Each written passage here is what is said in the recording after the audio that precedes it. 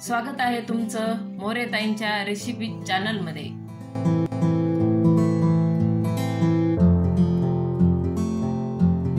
चला तर मग व्हिडिओमध्ये पुढे जाण्याआधी बेल आयकॉन दाबून चॅनलला सबस्क्राइब करा आणि सुरू करा मोरेताईंसोबत आजची ही चवदार रेसिपी बनवायला। नमस्कार मंडळी, आज आपण दुधी भोपळ्याचे पौष्टिक थालीपीठ करणार आहे।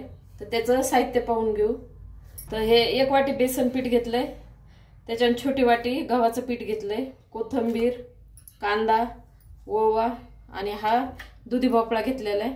त्याला धुवून घेतलेले, आता खिसून घेऊ, कारण आधी खिसला नाही, हे खिसला ना तर काळा पडतो, म्हणून एकदम आपण तयार करतो का तेव्हा खिसायचं, लगेच त्याच्यात पीठ आणि हिरवी मिरची किंवा लाल तिखट तुम्हाला लागेल ते मिक्स करून लगेच सुरुवात करायची करायला। तर मी कधी लाल तिखट टाकणार नाही, हे असं हिरव्या मिरचीचं वाटण घेतलंय, लसण, हिरवी मिरची आणि जिरे असे बारीक करून घेतले। आता आपण हे भोपळ्याला खिसून घेऊ। तर अशी खिसणी घेतलेली आहे मी। आता हे खिसायच्या आधीच आपलं साहित्य तयार ठेवायचं आणि खिसणं झालं की लगेच मिक्स करून घ्यायचं, म्हणजे काळं पडत नाही। हे असं बारीक खिसून घ्यायचं। मी काही साल तर काढलं नाही, तुम्हाला काढा वाटलं तर काढा, कारण कवळा भोपळा असला ना तर काढायची काही गरज नाहीये।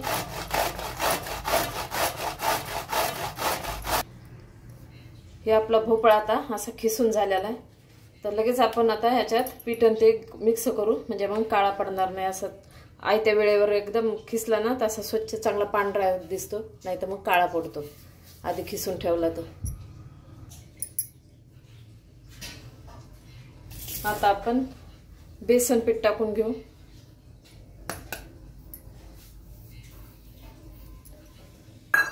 गव्हाचं पीठ टाकून घेऊ। हे कांदा बारीक कापलेला तो पण टाकू।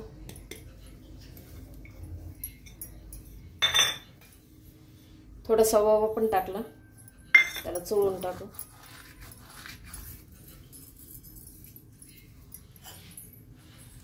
कोथिंबीर टाकू।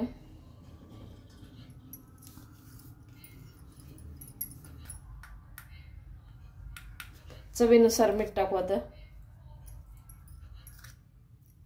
थोडीशी हळद टाकू।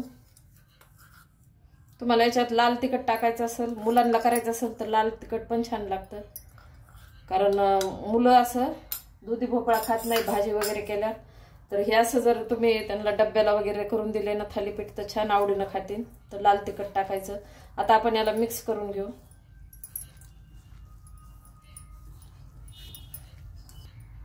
आपण हे हिरवी मिरचीचं वाटण राहिलं होतं ना, तर ते टाकून घेऊ। आता आपण याला सगळं मिक्स करून थोडंसं पाणी टाकून आपण याला पातळ करणार आहे।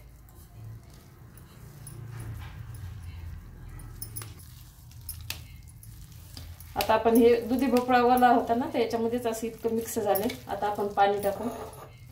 हे हिरवं वाटण वाटलं होतं त्याच भांड्यात मी पाणी घेतले।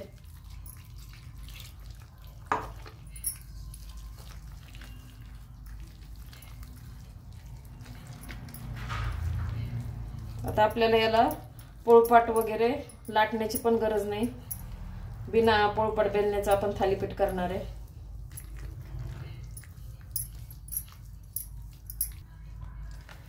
आता आहे आपण अशा पद्धतीने असं पीठ भिजून घेतलेले, थोडं चांगलं असं फेटून घ्यायचं त्याला।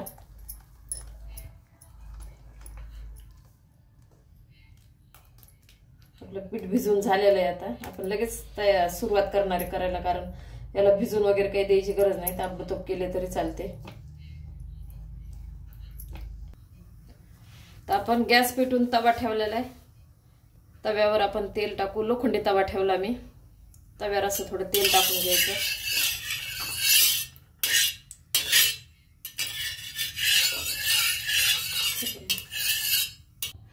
आता तवा आपला चांगला तापलाय, तेल पण तापलेले। आपल्याला किती लहान मोठं किती घ्यायचंय ना तेवढं टाकून घ्यायचं आणि हाताने असं पसरून घ्यायचं गोल करून। जास्त जाड वगैरे नाही ठेवायचं, पोळीच्या थोडंसं जाड आलं पाहिजे असं करायचं, पोळीपेक्षा थोडं जाड।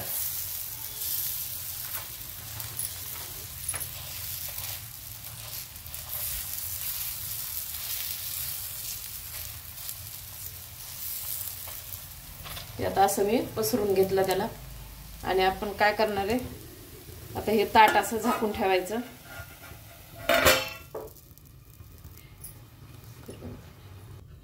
आता आपण झाकण काढू।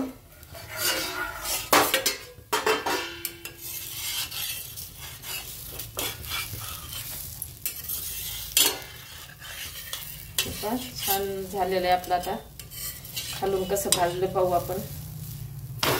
छान भाजलेलं आहे। आता वाटलं तुम्हाला जर तेलकट तवा असला ना तर तेल टाकायची गरज नाही, नाही तर मग थोडंसं फिरून घ्यायचं। आणि जर तेल जास्त खायचं जमत नसेल ना म्हणजे तर नाही टाकलं तरी चालतं। एवढ्या तेलावरच, आधीच्या तेलावरच आपलं होऊन जाते। मी आता थोडंसं फिरवलं, वरून लावायची काही गरज नाही। आता आपलं खालचं अंग पण छान भाजलेलं आहे हे पहा। आता आपण काढून घेऊ आणि राहिलेले अशाच प्रकारे आपण करू। छान झालेले आता काढून घेते। अशा प्रकारे दुधी भोपळ्याचे पौष्टिक थालीपीठ तयार आहे। एकदा नक्की ट्राय करा आणि कमेंट मध्ये कळवा। तुम्हाला हा व्हिडिओ आवडला असेल तर लाईक करा आणि अशाच प्रकारच्या चवदार आणि चमचमीत रेसिपीसाठी सबस्क्राईब करा आणि कमेंट मध्ये कळवा तुम्हाला कोणत्या रेसिपीज बघायला आवडतील। पुन्हा भेटूया एका नवीन रेसिपीसह एका नवीन व्हिडिओ मध्ये। धन्यवाद।